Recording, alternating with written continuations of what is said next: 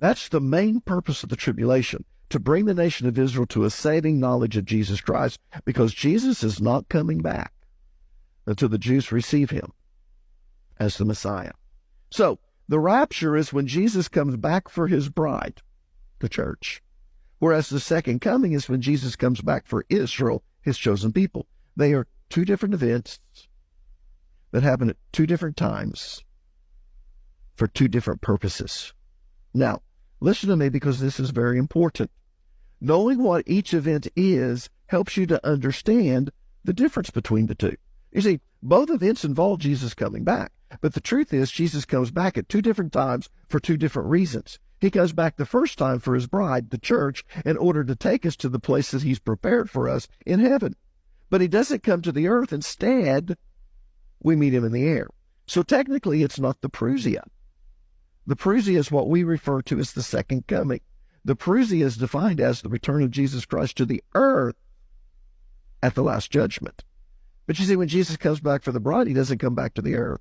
That's why we meet the Lord in the air, because it's not the Parousia, it's not the second coming.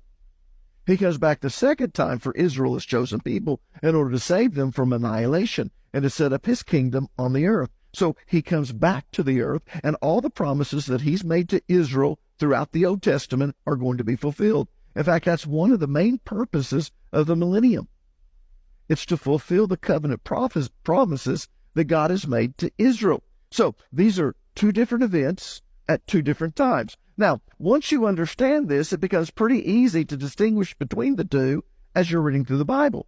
In fact, let me show you a chart to illustrate what I'm talking about. All right? Two events, the rapture and the second coming. When the rapture occurs, there's going to be a translation of believers. In other words, we're going to be transformed. This mortal, corruptible body is going to put on immortality and become incorruptible, and I'm going to have a glorified body. Yeah. But at the Parousia, when Jesus comes back to the earth, no translation is involved. No one's transformed. When the rapture occurs, the saints go to heaven. When the second coming takes place, the saints return to the earth. When the rapture occurs, the earth is not judged. When the second coming occurs, the earth is judged. The rapture is imminent. That means it could happen at any time. There is no prophetical event that must take place in order for the rapture to occur. It could happen right now while I'm preaching. That's what we mean by imminent. The second coming is not imminent. Certain things have to take place before Jesus returns. The rapture affects only believers. The second coming affects everyone on the earth. The rapture occurs before the day of wrath. The second coming concludes the day of wrath. When the rapture occurs, there's no reference to Satan. When Jesus comes back, Satan is bound in a bottomless pit for 1,000 years. When the rapture occurs, he comes in the air, so it's not the Parousia. When Jesus comes back, he comes to the earth. When the rapture occurs, he comes for his bride. When the second coming takes place, the bride comes with him to the earth. When the rapture occurs, no one sees him, only the saints. Let me tell you what it says. This is the moment in the twinkling of an eye. When you try to do that in time, it's actually a plank. You can only divide time up to a certain point. I think it's, don't hold me to this, I think it's, I should have looked it up. 1 times 10 to the minus 43 power. Now, you can't divide it any more than that. Actually, it's the time that it takes light to pass through the iris. It's not the blink of an eye like you thought. When it happens, it will happen so quickly. You'll never even see the bones come out of the grave. You'll never even see me leave. It'll look like I was here and I was gone and there's nothing else. I don't know if you see the clothes falling, that might be able to be seen. But no eye will see him. When the second coming occurs, let me tell you, every eye will see him. When the rapture occurs, the tribulation begins. Now, that is actually not true, but it's semi-true. How in the world could it be semi-true? Shortly after the rapture. You see, the rapture does not begin the tribulation. The 7-year peace treaty is what begins it in the book of Daniel. When the Antichrist confirms a 7-year peace covenant with Israel, that's when the tribulation begins. The rapture will happen a little bit before that. We don't know if it happened 3 days before it, 3 weeks before it, if it happened 3 months before it. I'm just using the word 3. It might not even be 3. But shortly after that, tribulation begins. When the second coming comes, when Jesus returns to this earth, the millennium begins. So as you can see, the rapture and the second coming are two different events that occur at different times because they each have a different purpose.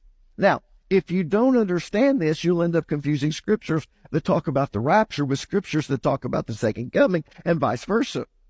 Or you'll think that they all refer to the same thing, which is really confusing because those verses will seem to contradict each other. In fact, they won't just seem to contradict each other, they will contradict each other. But that's only because you've mixed them together because you think that they're all referring to the very same thing, but they don't. Some refer to the rapture and some refer to the second coming. Now, believe it or not, it really isn't that difficult to determine whether a prophetic passage of Scripture is referring to the rapture or whether it's referring to the second coming, as long as you pay attention to the details. People, it's all in the details. In fact, let me give you a list of Scriptures that refer to the rapture, and then I'll give you a list of Scriptures that refer to the second coming, and you can look them up later. There's a reason why we come in and we video this sermon.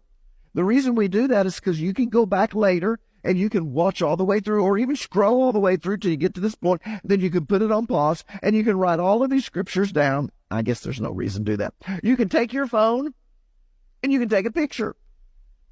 And then you can study all these scriptures. So I'm not going to take time to go through them. I just want you to look at the list.